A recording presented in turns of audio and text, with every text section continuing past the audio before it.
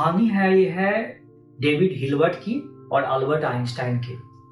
तो David Hilbert 20th century के one of the biggest mathematician थे और अल्बर्ट आइंस्टाइन का तो नाम आप जानते ही होंगे, वो भी one of the biggest scientist of all time थे।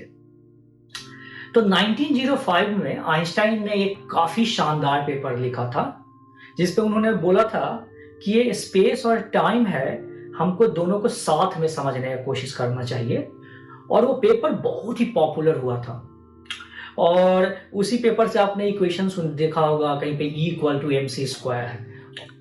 लेकिन भले ही कितनी भी पावरफुल वो थ्योरी थी, स्पेशल थ्योरी ऑफ रिलेटिविटी बोलते हैं, उस थ्योरी में ग्रेविटी नहीं था, वो ग्रेविटी को एक्सप्लेन नहीं कर पाता था। फिर आइंस्टाइन इसको बनाने की कोशिश करते थे, कैसे हम ग्रेविटी को इनकॉर्पोरेट करें, काफी सारे आइडियाज आए। इनफैक्ट 1913 में एक पेपर लिखा गया था, आइंस्टाइन ने लिखा था ग्रॉसमैन के साथ, पर फिर भी उसमें जो सही जो हमको सॉल्यूशन चाहिए था, जिसको फील्ड इक्वेशंस बोलते हैं, वो फील्ड इक्वेशंस मिसिंग थे। 1915 में हिल्बर्ट आइंस्टाइन को गोटिंगन यूनिवर्सिटी बुलाते हैं और गोटिंगन यूनिवर्सिटी आइंस्टाइन जाते हैं और हिल्बर्ट के घर में भी रुकते हैं और वहां पे इनके बीच में काफी बातचीत होती है।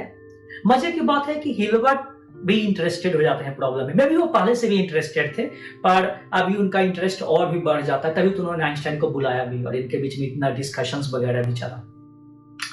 और ये जो इंटरेस्ट है हिल्बर्ट का, एक मोमेंट पे कंपटीशन का फॉर्म ले लेता है, मतलब ही really wants to solve it.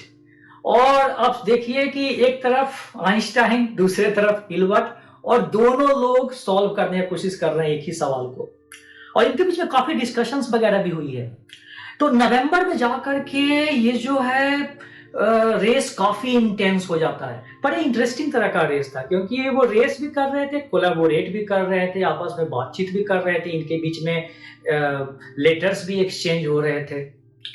तो उस समय आइंस्टाइन भी कोशिश कर रहे हैं और हिल्बर्ट भी कोशिश कर रहे हैं, और हिल्बर्ट ने करीब 18-20 नवंबर 1915 के आसपास उन्होंने अपने रिजल्ट्स प्रेजेंट किए, पर वहां पे करेक्ट फील्ड इक्वेशंस मिसिंग थे।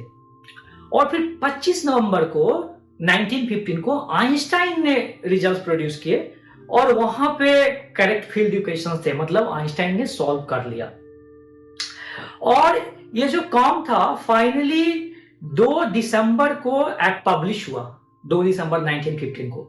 पर जो फाइनल वर्क था वहां पे हिल्बर्ट का नाम मिसिंग था। ये सब आप हिस्ट्री में जाकर के देख सकते हैं, आप विकिपीडिया पर और कई सारे सोर्सेस पे आप जाके पढ़ सकते हैं।